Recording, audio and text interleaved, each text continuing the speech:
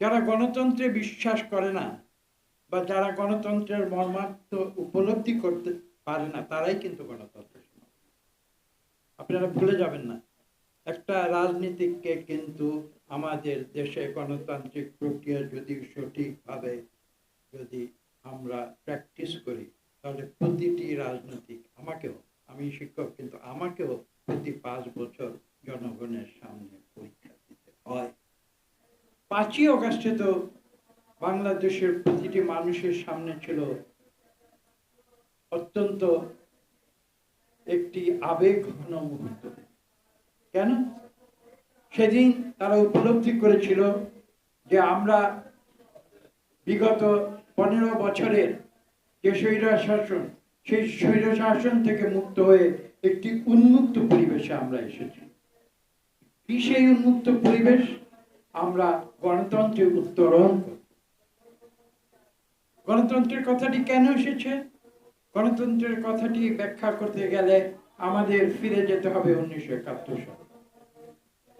আমরা যে যতই সমালোচনা করি না কেন, একথা কেউ অস্বীকার করতে পারবে না, কতগুলো ঐতিহাসিক সত্য আছে। এটা আমি মানি। সময়ের বিবর্তনে হয়তো তার গুরুত্ব কমে যায় বা গুরুত্ব বেড়ে যায়, কিন্তু আমি এটা বিশ্বাস করি, ইতিহাসকে কখনো অস্বীকার করা যায়। 71-এ বাংলাদেশের স্বাধীনতার ইতিহাস এবং স্বাধীনতা যে প্রেক্ষাপটে হয়েছিল, সেই সত্যকে কিন্তু কেউ অস্বীকার করতে পারে। এবং যারা সেই ঐতিহাসিক সত্যকে অস্বীকার করতে চায়, তারা নিজেকে যে যত বড় নেতাই মনে করুক না কেন, যে নিজেকে যত বড় বিপ্লবী মনে করুক না কেন, তারা ইতিহাসে রাস্তা করে নিক্ষিপ্ত। এই কঠিন সত্যগুলো আপনারা জানেন, আমি কঠিন কথা বলি, আমি যেটা অপ্রিয় সে কথা বলি, কেননা আমি যেটা সঠিক সেটাই, আমি যেটা মনে করি সঠিক সে কথাই। এই কথাগুলো আজকে বলার সময় এসেছে। আমরা আজকে বিভিন্ন বক্তার মুখে অত্যন্ত গুরুত্বপূর্ণ বক্তব্য শুনেছি। সেই বক্তব্যগুলো থেকে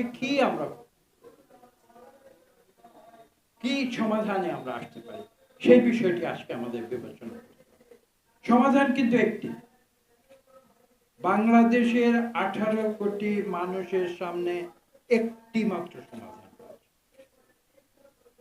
আমাদের উপলব্ধি করতে হবে, আমাদের বুঝতে হবে, আমাদের স্বীকার করতে হবে সেই সত্যকে, যে একটি মাত্র সমাধান। সেই সমাধানটা কি?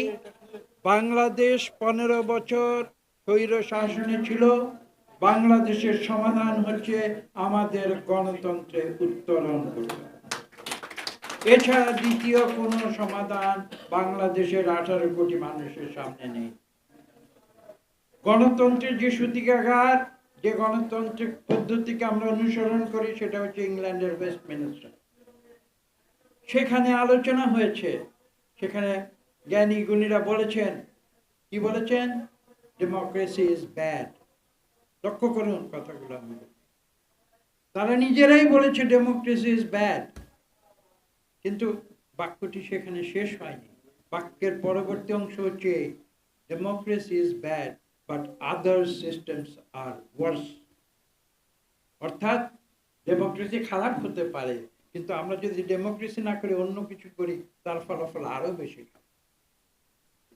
এই সত্যগুলো বাংলাদেশের মানুষ জানে বলেই আমি মনে করি 1971 সালে লক্ষ লক্ষ মানুষ জীবন দিয়ে গণতন্ত্রের জন্য মুক্তি সংগ্রাম করেছে।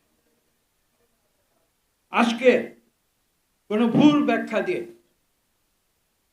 বা কোনো নিজের ইচ্ছা মতো বা নিজের ভিন্ন আদর্শের কারণে সেই মুক্তিযুদ্ধকে খাটো করা সঠিক।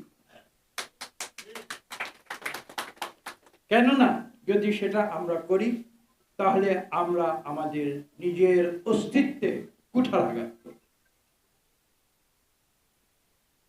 সেই কারণে আমি একটি কথা সবসময় বলি, সেটা হচ্ছে এই, যে আমি যদি ভুল করি, তাহলে কিন্তু আমাকে সংশোধন করাতে পারে একমাত্র গণতন্ত্র।